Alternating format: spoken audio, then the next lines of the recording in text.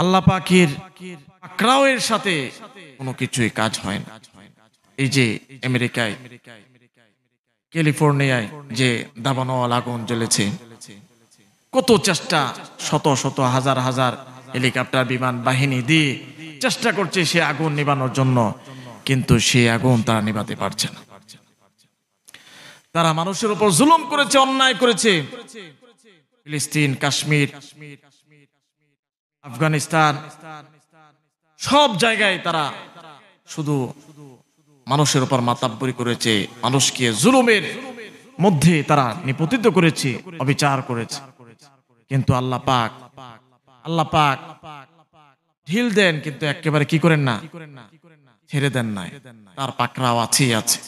يا أيها الذين آمنوا اتقوا الله وكونوا مع الصادقين. وقال النبي صلى الله عليه وسلم المرء مع من أحبه، أو كما قال عليه الصلاة والسلام. صدق الله العلي العظيم، وصدق رسوله النبي الكريم، ونحن على ذلك من الشاهدين والشاكرين، والحمد لله رب العالمين. بلغ العلا بكماله، كشف التجى بجماله، حسنت جميع خصاله، صلوا عليه وآله. सुन्नत है मेरी पेशे नजर कल्ब में अल्लाह, सुन्नत है मेरी पेशे नजर कल्ब में अल्लाह, रौज़ा मेरी आँखों में है, काबा मेरे दिल में। सुब्हानक ला इल्म लना इल्ला मा अल्लमतना, إنك أنت العليم الحكيم. صدق الله العظيم. প্রথমে মহান আল্লাহ পাকের দরবারে লাখো কোটি শুকরিয়া জ্ঞাপন করি যে আল্লাহ তাবারক ওয়া তাআলা আমাদেরকে জুমার নামাজ পড়ার উদ্দেশ্যে পৃথিবীর সর্বশ্রেষ্ঠ জায়গা, সর্বোত্তম জায়গা, সবচেয়ে দামি জায়গা আল্লাহর ঘর মসজিদে আমাদেরকে আসার, বসার, উপস্থিত হওয়ার তৌফিক দান করেছেন। তাই দিল থেকে মহান রব্বে কারীম আল্লাহ তাআলার দরবারে কালিমাতুল শুকর আদায় করি। সকলে বলি আলহামদুলিল্লাহ। মুহতারাম হাজিরিন, এখন রজব মাস চলছে, অত্যন্ত মহিমান্বিত একটি মাস। দেখতে দেখতে রজব, শাবান, সামনে রমাদান আমাদের সামনে উপস্থিত। প্রিয় নবী সাল্লাল্লাহু আলাইহি ওয়াসাল্লাম একটি দোয়া সব সময় পড়তেন, সাহাবায়ে কেরামকে পড়ার জন্য বলতেন।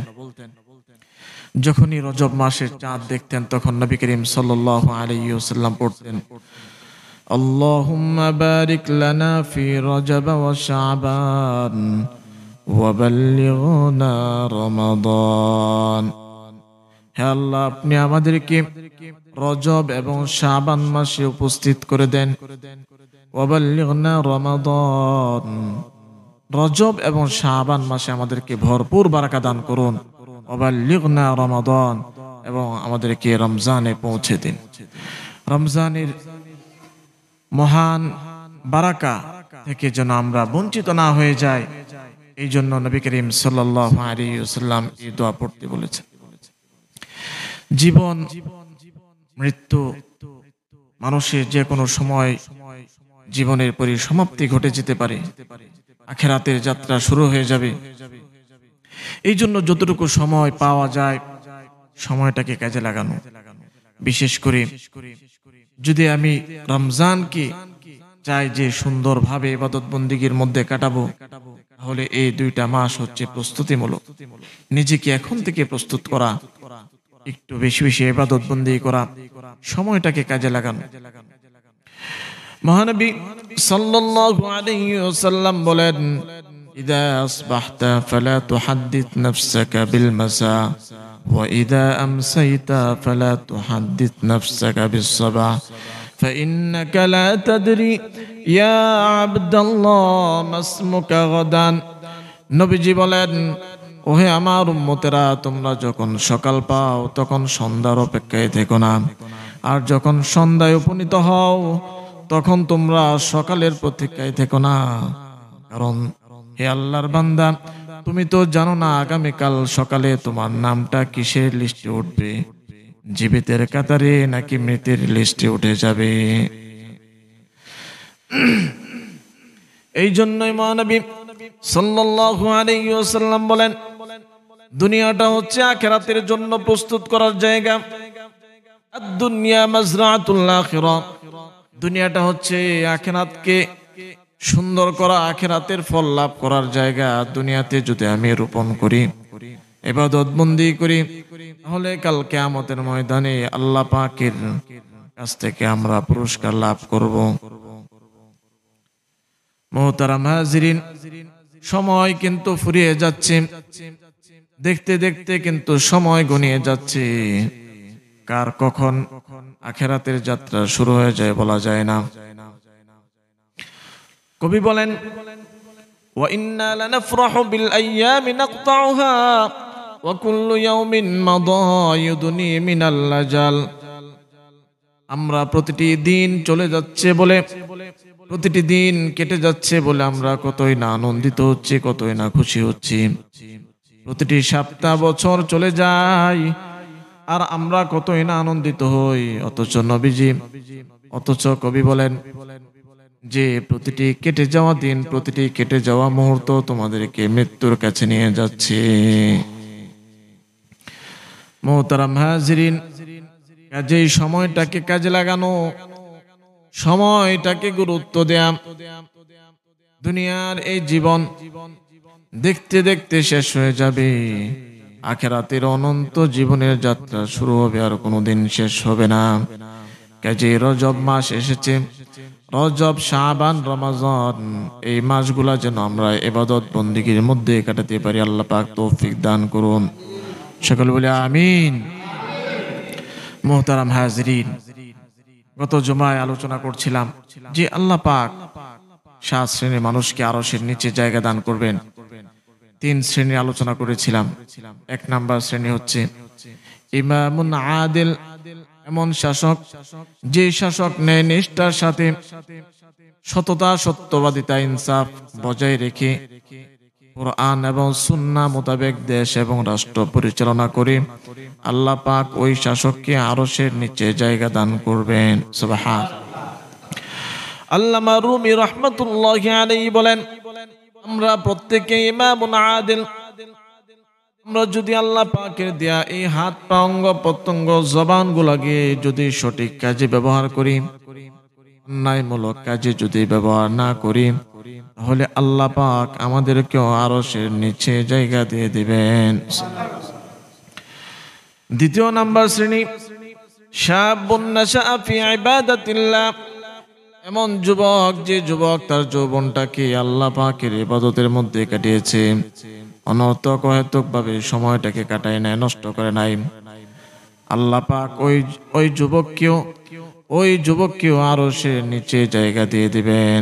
সুবহানাল্লাহ। মুহতারাম হাজিরিন, যৌবন চিরকালের জন্য আল্লাহ পাক দেন নাই, কিছু নির্দিষ্ট একটা সময়ের জন্য আল্লাহ পাক দিয়েছেন। আবার আস্তে আস্তে বার্ধক্যের কুলে আমরা প্রত্যেকে চলে যাব।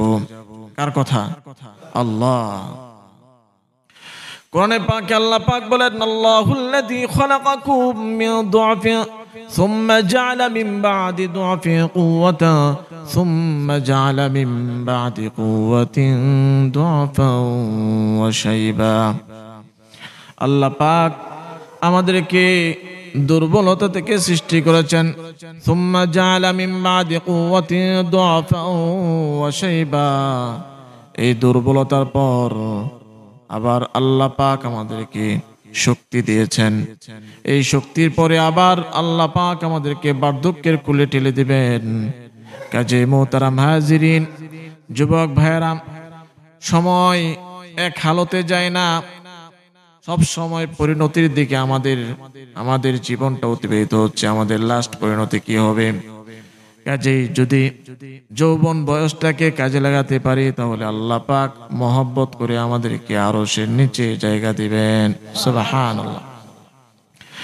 3 নাম্বার আলোচনা করেছিলাম, মান কানা কলবুহু মুআল্লাকুম বিল মাসাজিদ, যার অন্তরটা, যার হৃদয়টা মসজিদের সাথে লেগে থাকবে, আল্লাহর ঘর মসজিদের সাথে যার অন্তরটা লেগে থাকবে, আল্লাহ পাক তাকেও দয়া করে, মায়া করে, মহব্বত করে কাল কিয়ামতের ময়দানে যখন মানুষ কোনো ছায়া পাবে না, আল্লাহ পাক ওই সমস্ত বান্দাদেরকে যাদের হৃদয়টা মসজিদের সাথে লেগেছিল তাদেরকেও আরশের নিচে জায়গা দিবেন। মুহতারাম হাজিরিন, কোরআনে পাকে আল্লাহ পাক বলেন, ইন্নামা ইয়ামুরু মাসাজিদাল্লাহ, ইন্নামা ইয়ামুরু মাসাজিদাল্লাহি মান আমানা বিল্লাহি ওয়াল ইয়াউমিল আখির ওয়া আকামাস সালাতা ওয়া আতাজ যাকাতা ওয়া লাম ইয়াখশা ইল্লাল্লাহ।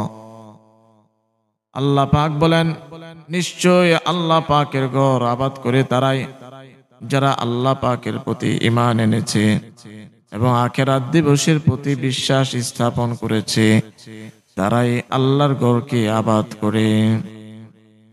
আল্লাহ পাক বলেন, যারা আল্লাহর ঘরকে আবাদ করে তারাই হেদায়েতের উপর রয়েছে, তারাই সঠিক পথের উপর রয়েছে। আর যারা আল্লাহর ঘর থেকে বিমুখ হয়ে যায়, দূরে সরে যায়, তারা যেন কুফরির পথে রয়েছে। মুহতারাম হাজিরিন, এই জন্য দিলটাকে, মনটাকে মসজিদের সাথে ঝুলিয়ে রাখতে হবে। ঝাড়বাতি যেভাবে মসজিদে ঝুলে থাকে, ঠিক অন্তরটাকে যদি আমরা মসজিদের সাথে ঝুলিয়ে রাখতে পারি তাহলে আল্লাহ পাক আমাদেরকেও আরশের নিচে জায়গা দিয়ে দেবেন। সুবহান। কালকে আমাদের ময়দানে জান্নাতীরা যখন জান্নাতে চলে যাবে, জাহান্নামীরা যখন জাহান্নামে যাবে, জান্নাতীরা জাহান্নামীদেরকে ডাক দিয়ে বলবে, সূরা মুদ্দাসিরের মধ্যে আল্লাহ পাক বলেন, ফি জান্নাতি ইয়াতাসাআলুন, আল্লাহু আকবার, ফি জান্নাতি ইয়াতাসাআলুন। আল্লাহ পাক কোরআনে পাকের মধ্যে বলেন, জান্নাতীরা জাহান্নামীদেরকে ডাক দিয়ে বলবে, কোন জিনিস তোমাদেরকে আজকে এই জাহান্নামে নিয়ে আসলো? জাহান্নামীরা তখন বলবে, ক্বালু লাম নাকু মিনাল মুসাল্লিন, আমরা তো নামাজি ছিলাম না, মুসল্লি ছিলাম না। এর জাহান্নামে আসার অনেকগুলো কারণের মধ্যে একটা অন্যতম প্রধান কারণ হচ্ছে আমরা নামাজি ছিলাম না।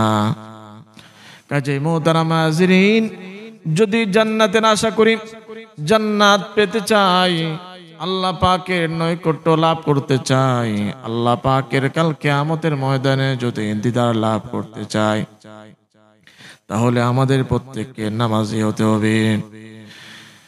মুহতারাম হাজিরিন, জান্নাতীরা যখন জান্নাতে যাবে, আল্লাহ পাক বলবেন, ওহে জান্নাতীরা, তোমরা আমার কাছে আরো কিছু চাও। জান্নাতীরা বলবে, ইয়া রাব্বাল আলামিন, আমরা আপনার কাছে আর কি চাইবো? আপনি তো আমাদের মুখকে উজ্জ্বল করেছেন, আপনি তো আমাদের গুনাহগুলোকে মাফ করে আমাদেরকে জান্নাত দিয়েছেন, এরপরে আমাদের আর কি চাওয়ার থাকে? তখন আল্লাহ পাক, আল্লাহ রাব্বুল আলামিন তাদের সামনে যে একটা পর্দা ছিল আল্লাহ পাককে দেখার ক্ষেত্রে, আল্লাহ পাক ওই পর্দা সরিয়ে দেবেন। তখন সরাসরি জান্নাতীরা আল্লাহ পাককে দেখতে পাবে। সুবহানাল্লাহ। আল্লাহ পাককে দেখা মাত্রই প্রত্যেকে সিজদাবনত হয়ে যাবে, সিজদাবনত হয়ে যাবে আর বলতে থাকবে, আল্লাহ পাক তাদেরকে জান্নাতে যত নিয়ামত দিয়েছেন, যত নিয়ামত দিয়েছেন, আল্লাহ পাকের দিদারের সামনে সবকিছু তুচ্ছ হয়ে যাবে। সুবহানাল্লাহ। কিন্তু যারা নামাজ পড়বে না তাদের সেই আল্লাহ পাককে দেখার সেই দিদার নসিব হবে না। কাজে মুহতারাম হাজিরিন, নবীজি বলেন, মান কানা কলবুহু মুআল্লাকুম বিল মাসাজিদ, যার অন্তরটা মসজিদের সাথে লেগে থাকবে, ঝুলে থাকবে, মসজিদে এসে নামাজটা আদায় করবে, আল্লাহ পাক তাকে আরশের নিচে জায়গা দিয়ে দিবেন। সুবহানাল্লাহ। মুহতারাম হাজিরিন, চতুর্থ নাম্বার, ওয়ারাজুলানি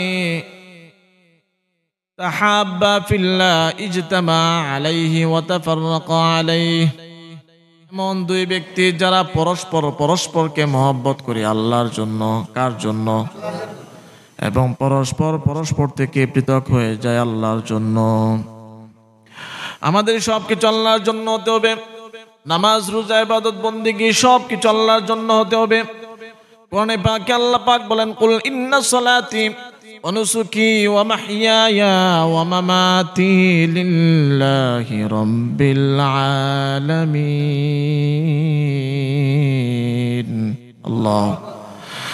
আল্লাহ পাক বলেন, হে নবী আপনি বলুন, কুল ইন্না সলাতি, আমার নামাজ, ওয়া নুসুকি, আমার কুরবানি, ওয়া মাহইয়ায়া, আমার জীবন, ওয়া মামাতি, আমার মৃত্যু, লিল্লাহ, সবকিছু বিশ্ব জগতের মালিক আল্লাহর জন্য।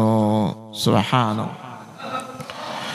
যদি আমরা আমাদের জীবনের প্রতিটি মুহূর্তকে, প্রতিটি ইবাদত বন্দেগীকে একমাত্র আল্লাহর জন্য করে যেতে পারি, তাহলে আল্লাহ পাক বলেছেন, যারা সবকিছু আল্লাহর জন্য করবে আল্লাহ পাক তাদেরকে আরশের নিচে জায়গা দিয়ে দিবেন। সুবহানাল্লাহ। মুহতারাম হাজিরিন, আমাদেরকে নেককার পরহেজগার যারা আছে, ভালো মানুষ যারা আছে, নেককার যারা আছে, নামাজি যারা আছে, তাদের সাথে সম্পর্ক লাগাতে হবে, মহব্বত বাড়াতে হবে। কোরআনে পাকে আল্লাহ পাক বলেন, ইয়া আইয়ুহাল্লাযীনা আমানুত্তাকুল্লাহা ওয়া কুনু মা'আস সাদিকিন। হে ঈমানদারগণ, আমানুত্তাকুল্লাহ, তোমরা আল্লাহকে ভয় করো, ওয়া কুনু মা'আস সাদিকিন, এবং তোমরা নেককার, সাদিক, সত্যবাদী তাদের সাথে তোমরা চলো। সুবহানাল্লাহ। আজকে যদি আমি নেককার, পরহেজগার, নামাজি, ঈমানদার, আল্লাহু আলাম তাদের সাথে যদি সম্পর্ক লাগাই, তাহলে আমার কি হবে, কি উপকার হবে? নবীজি বলেন, আল মারউ মা'a মান আহাব্বা, যে যাকে ভালোবাসবে কাল কিয়ামতের ময়দানে আল্লাহ পাক তার সাথে হাসর করাবেন। সুবহানাল্লাহ। যদি আমার হাসরটা হয় একজন আল্লাহওয়ালার সাথে, নেককার একজন আলেমের সাথে, একজন বুজুর্গ ব্যক্তির সাথে, একজন নামাজি, একজন ঈমানদার ব্যক্তির সাথে যদি আমার হাসর হয়, তাহলে হয়তো আল্লাহ পাক তাদের উসিলায় আমাকেও নাজাত দিয়ে দিবেন। আজকে দেখা যায় আমরা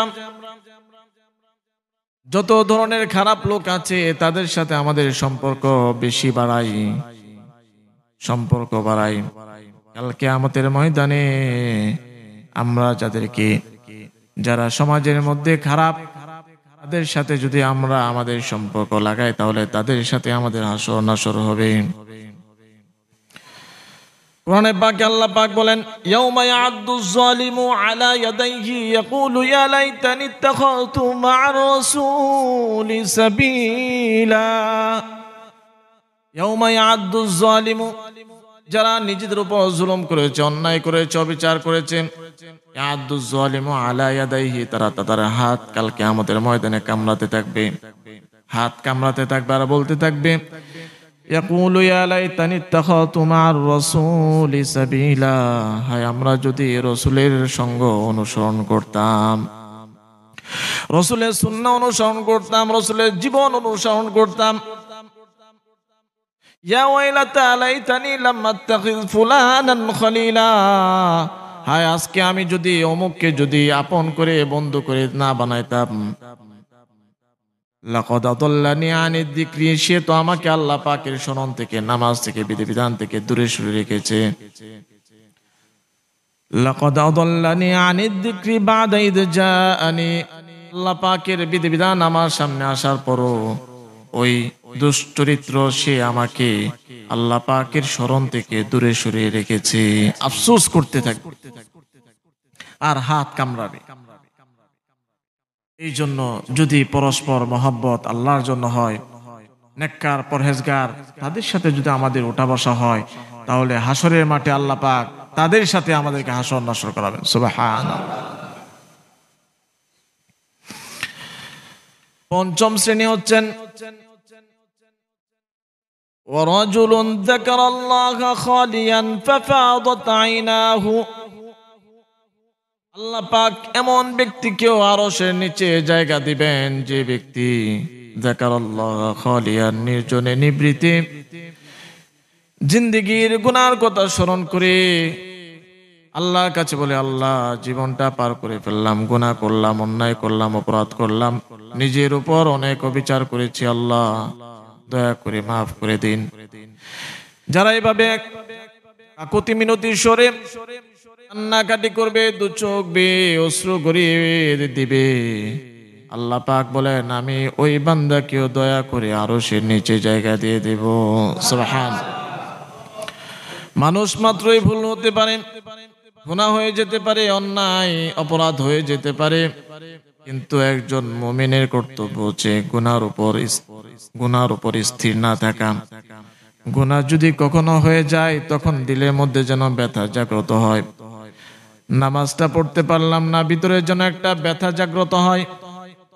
আরেকজনের কাউকে কষ্ট দিয়েছে, দিলের মধ্যে যেন ব্যথা জাগ্রত হয়, তার কাছে যেন গিয়ে মাফ চাই। যদি এরকম হয় তাহলে তো গুনাহতে কোনো সমস্যা নাই। আর যদি গুনাহ করে খুশি হই, আনন্দ হয়, নামাজ পড়ি না তারপরেও খুশি, রোজা রাখি না তারপরেও খুশি, আল্লাহ পাকের ইবাদত বন্দেগী করি না তারপরেও খুশি, তাহলে এই খুশিটা কি খুশি থাকবে? থাকবে না। কোরআনে পাকে আল্লাহ পাক বলেন, ওয়াল্লাযীনা ইযা ফাআলু ফাহিশাতান আও যালামু আনফুসাহুম যাকারুল্লাহা ফাস্তাগফিরু লিযুনুবিহিম, যারা ওয়াল্লাযীনা ইযা ফাআলু ফাহিশাতান, যারা দুনিয়ার এই জিন্দেগিতে নিজেদের উপর অবিচার করেছে, জুলুম করেছে, যাকারুল্লাহ, তারা আল্লাহকে স্মরণ করেছে, ফাস্তাগফিরু লিযুনুবিহিম, আল্লাহ পাকের কাছে তাদের এই গুনাহর জন্য ক্ষমা চেয়েছে। ওয়া মাইয়াগফিরুয যুনুবা ইল্লাল্লাহ, আল্লাহ পাক ব্যতীত আর কি আছে যে বান্দার গুনাহ মাফ করতে পারেন? কেউ কি আছে? শুধু আল্লাহ পাক। বান্দা গুনাহ হয়ে যাবে, মানুষের দ্বারা গুনাহ হবেই, স্বাভাবিক এটা। ফেরেশতাদের দ্বারা গুনাহ হয় না, কিন্তু মানুষ মাত্রই আল ইনসান মিনান নিসিয়ান, মানুষ মাত্রই ভুল করবে, ভুল হয়ে যাবে। কিন্তু ওয়ালাম ইউসিরু আলা মা ফাআলু ওয়া হুম ইয়ালামুন, কিন্তু সে যে গুনাহটা করছে, ভুলটা করছে, ওটার উপর সে আর স্থির থাকবে না, বাকি থাকবে না।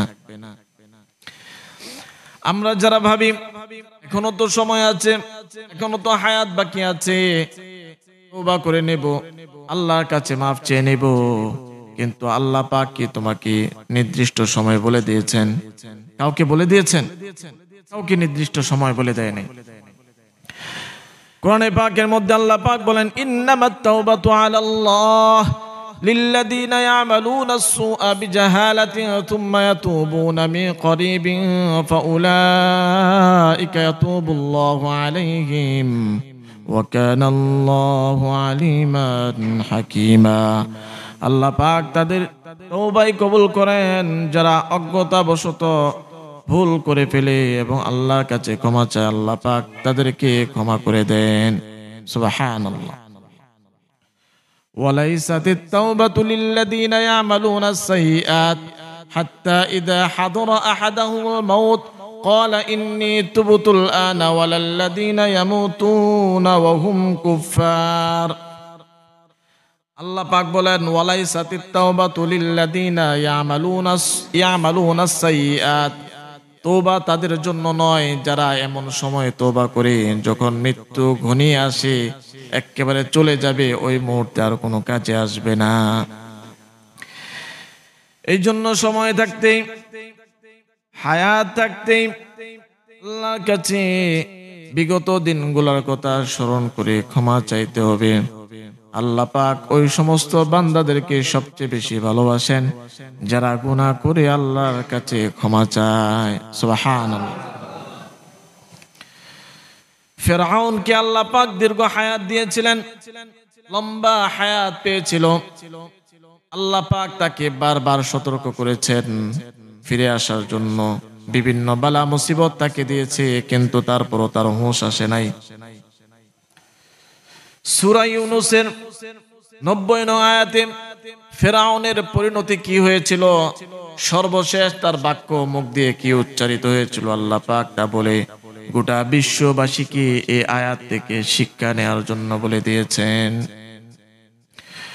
ইরশাদ হয়েছে ওয়াজাওয়াজনা বিবানি ইসরাঈল আল বাহরা ফাআতবাআহুম ফিরআউন ওয়া জুনুদুহু বাগয়াও ওয়া আদওয়া। আল্লাহ পাক হযরত মূসা আলাইহিস সালামকে এবং বনি ইসরাইলকে নীল নদ সুন্দরভাবে পার করে দিলেন। ফাআতবাআহুম ফিরআউন ওয়া জুনুদুহু বাগয়াও ওয়া আদওয়া।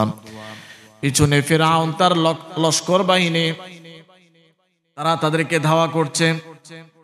যখন মূসা আলাইহিস সালাম, তো আল্লাহ পাকের কুদরতে আল্লাহ পাক সমুদ্রের মাঝ দিয়ে রাস্তা করে দিয়েছেন। সুবহানাল্লাহ।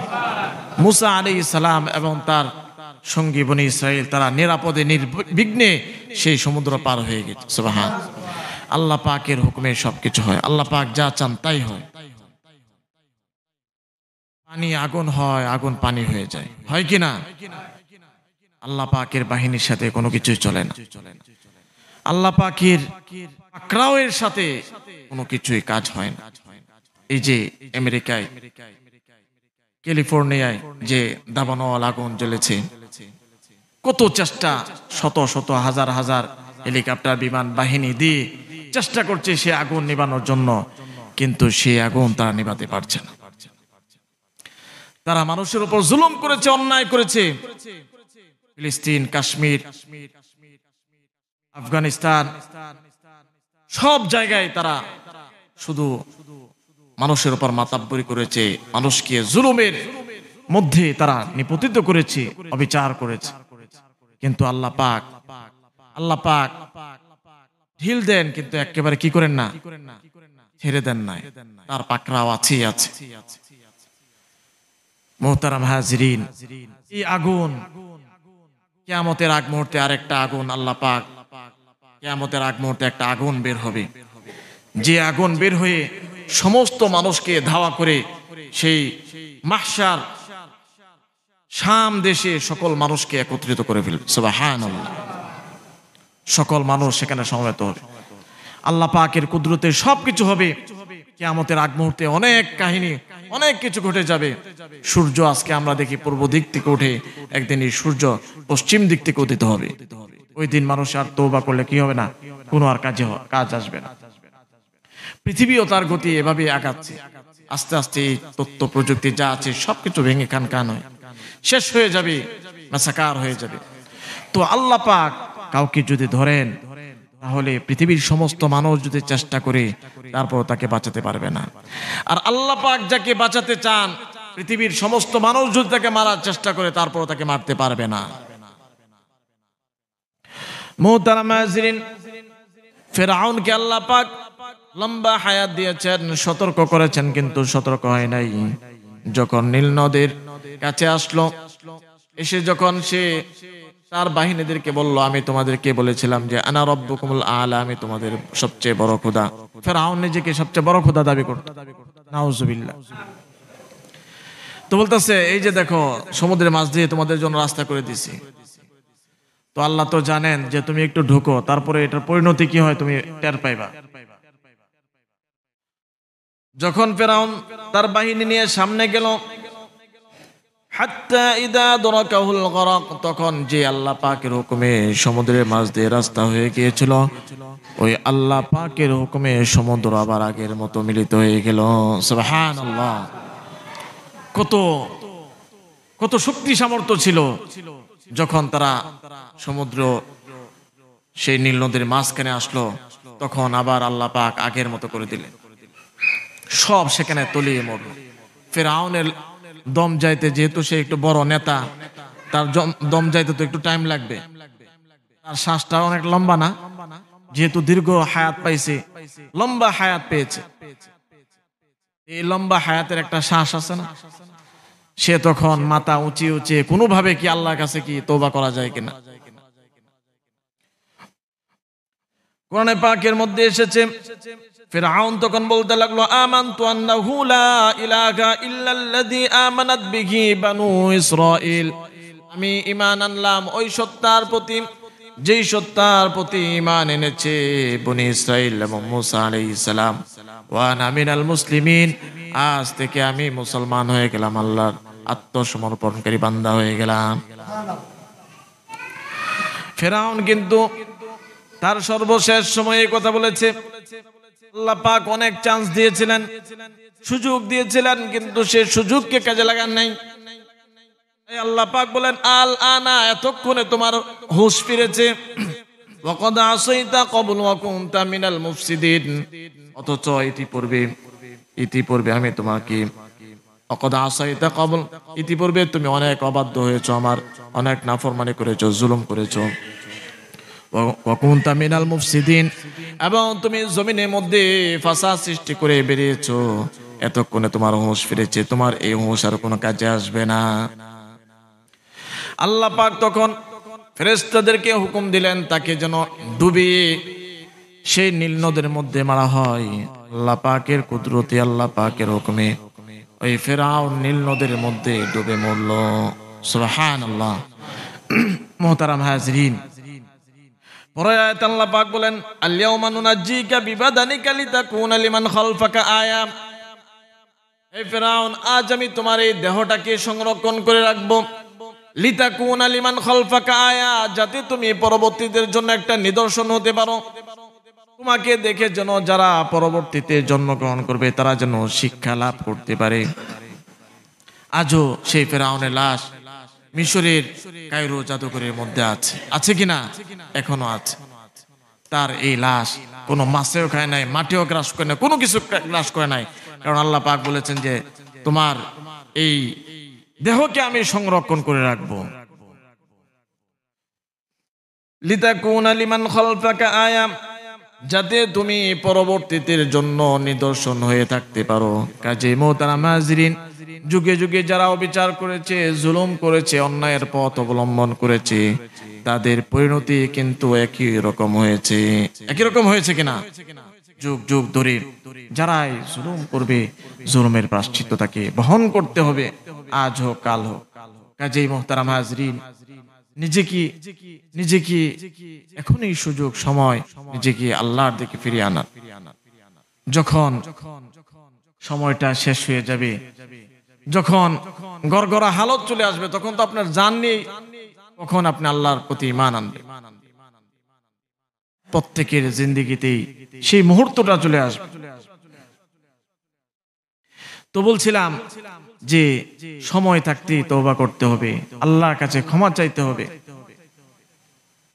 তো আল্লাহ পাক বলেছেন, যারা নির্জনে নিবৃতে, হাদিসের মধ্যে এসেছে, রাজুলুন যাকারাল্লাহ খালিয়ান ফাফাদাত আইনাহু, যারা নির্জনে নিবৃতে পিছনের গুনার কথা স্মরণ করে আল্লাহ পাকের কাছে ক্ষমা চায়, মাফ চায়, আল্লাহ পাককে ডাক দিয়ে বলে, ওহে মাওলা, কত গুনাহ করলাম, অন্যায় করলাম, কত নাফরমানি করলাম, আপনার দয়া করে মায়া করে আজকে আমাদেরকে আমাকে মাফ করে দিন। বান্দা যখন আল্লাহ পাকের কাছে ক্ষমা চায়, আল্লাহ পাকের আরশ প্রকম্পিত হয়ে যায়। সুবহানাল্লাহ। কোরআনে পাকের মধ্যে এসেছে, ওয়াইদা সালাকা ইবাদি আন্নী ফাইন্নী করিব, বান্দা যখন আল্লাহকে ডাক দেয়, ওয়াইদা সালাকা ইবাদি আন্নী ফাইন্নী করিব, আল্লাহ পাক বলেন, ওই বান্দা তুমি আমার কাছে চাও, আমি তোমার একেবারে কাছে আছি। সুবহানাল্লাহ। উজিবু দাওয়াতাদ দাঈ ইযা দাআন, যারা আমাকে ডাকবে আমি সাথে সাথে তাদের ডাকে সাড়া দিয়ে দেব। সুবহানাল্লাহ। কার কথা? আল্লাহ পাকের কথা। আল্লাহ পাক জায়গায় জায়গায় বলেছেন, ওহে আমার বান্দারা, গুনাহ করে তোমরা নিরাশ হয়ে যেও না। কুল ইয়া ইবাদিয়াল্লাযীনা আসরাফু আলা আনফুসিহিম লা তাকনাতু মির রাহমাতিল্লাহ। আল্লাহ পাক বড় দরদের সঙ্গে ডাক দিয়ে বলছেন, ইয়া ইবাদিয়াল্লাযীনা আমানু আসরাফু আলা আনফুসিহিম, যারা নিজেদের উপর অবিচার করে ফেলেছো, গুনাহ করে করতে করতে জীবনটাকে জাজরা কয়লা বানিয়ে ফেলেছো, লা তাকুনাতু মির রাহমাতিল্লাহ, তোমরা আল্লাহ পাকের রহমত থেকে নিরাশ হয়ে যেও না। সুবহানাল্লাহ। আল্লাহ পাক বলেন, লা তাকুনাতু মির রাহমাতিল্লাহ, যতই গুনাহ করো, তোমার গুনাহ যদি জমিন থেকে নিয়ে আসমান পর্যন্ত ভরে যায়, আর তুমি যদি একবার আল্লাহ পাককে ডাক দিয়ে যদি তওবা করো, আল্লাহ পাক মুহূর্ত দেরি করবেন না, তোমাকে মাসুম বানিয়ে ফেলবেন। সুবহানাল্লাহ। ইন্নাল্লাহা ইয়াগফিরুয যুনুবা জামিআ, নিঃসন্দেহে আল্লাহ পাক সকল গুনাহ তা ক্ষমা করে দেন, সকল গুনাহ তা ক্ষমা করে দেন। তবে কর্তব্য হচ্ছে যখন গুনাহ হয়ে যায় তখন অনুশোচনা আসা যে আসলে কাজটা ঠিক হয় না, খারাপ কাজ করলাম, নামাজটা আজকে পড়তে পারলাম না, ঠিক হয় নাই, নামাজটা পড়ে নেই।